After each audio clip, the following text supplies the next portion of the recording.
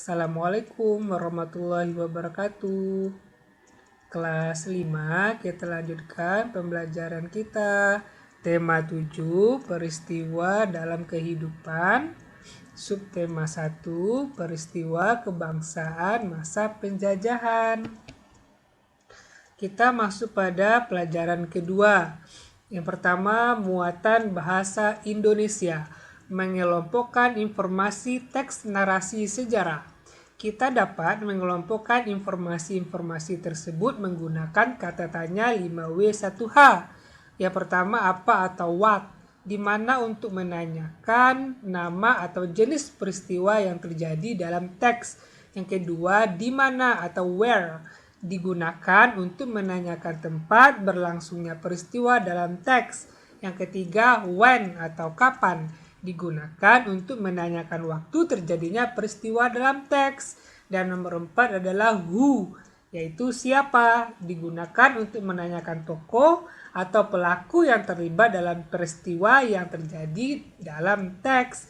Yang kelima adalah why, yaitu mengapa, digunakan untuk menanyakan penyebab atau alasan terjadinya peristiwa dalam teks.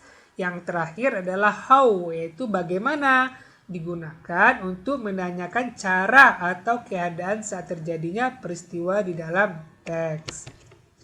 Nah, kita lanjut pada muatan IPA, yaitu perubahan wujud benda. Terdapat beberapa peristiwa perubahan wujud benda, perhatikan penjelasan berikut. Yang pertama, membeku, yaitu perubahan dari cair menjadi padat. Contohnya es baku, es batu, dan lain-lain.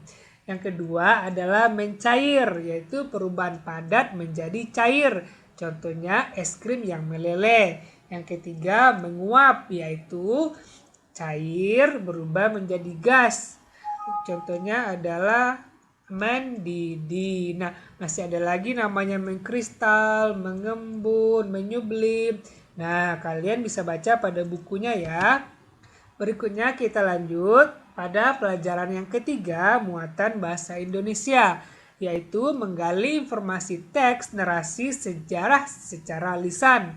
Untuk menggali informasi dari teks lisan, kamu perlu mendengarkan teks yang dibacakan dengan saksama.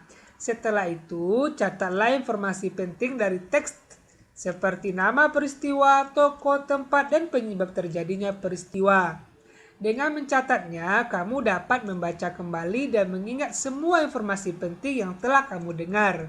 Kamu juga dapat menjawab pertanyaan yang disajikan sesuai dengan isi teks yang telah kamu dengar.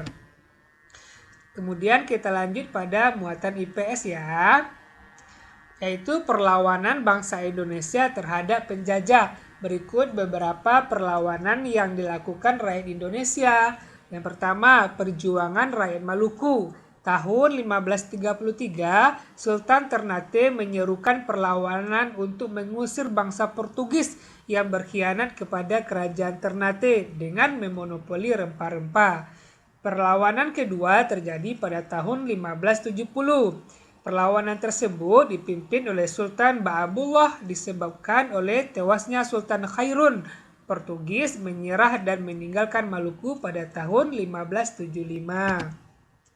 Nah, berikutnya perjuangan rakyat Sumatera. Di Aceh, perlawanan dipimpin oleh Tengku Cik Ditiro, Panglima Polim, Tengku Umar, dan Cut Nyadin. Rakyat Aceh menggunakan taktik perang gerilya, yaitu memasuki hutan agar tidak mudah ditangkap. Perlawanan rakyat Sumatera Utara dipimpin oleh Sisingamangaraja ke-12. Penyebabnya adalah Belanda ingin menguasai Tapanuli. Di Sumatera Barat, perlawanan dipimpin oleh Tuanku Imam Bonjol. Penyebabnya adalah politik adu domba Belanda terhadap kaum adat dan kaum Padri. Sementara rakyat Jawa, di Pulau Jawa, Pangeran Diponegoro memimpin perlawanan terhadap Belanda. Perang terjadi karena Belanda memasang patok jalan di atas tanah makam leluhur Pangeran Diponegoro tanpa izin. Belanda berhasil menangkap pangeran Diponegoro dengan berpura-pura mengajak berunding. Saat berunding, pangeran Diponegoro ditangkap dan diasingkan ke Manado pada tahun 1830. Nah, berikutnya di Pulau Jawa, berikutnya lagi perjuangan rakyat Bali. Sikap Belanda yang melanggar hukum tawan karang menjadi penyebab perlawanan rakyat Bali. Perlawanan dipimpin oleh I Gusti Ketut Jelantik di sekitar benteng Jagaraga sehingga disebut Perang Puputan Jagaraga pada tahun 1846 sampai 1849. Perlawanan berakhir ketika Belanda dapat menguasai benteng Jagaraga. Sementara di Kalimantan Selatan, Pangeran Antasari memimpin perlawanan rakyat Kalimantan Selatan. Penyebab perlawanan adalah sikap Belanda yang berusaha menguasai kerajaan Banjar.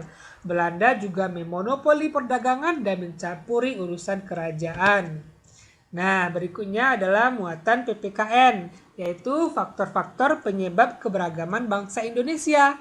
Ada beberapa faktor penyebab terciptanya masyarakat yang menjemuk di Indonesia, yaitu faktor letak geografis negara Indonesia yang dilalui khatulistiwa, faktor sejarah Indonesia yaitu adanya pencampuran budaya asing, dan faktor keberagaman kenampakan alam di Indonesia. Karena wilayah Indonesia terdiri atas pulau-pulau, maka rakyat Indonesia itu beragam atau bermacam-macam.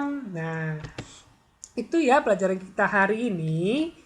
Oh iya, jangan lupa kerjakan ya tugasnya di classroom ya. Sampai jumpa. Assalamualaikum warahmatullahi wabarakatuh.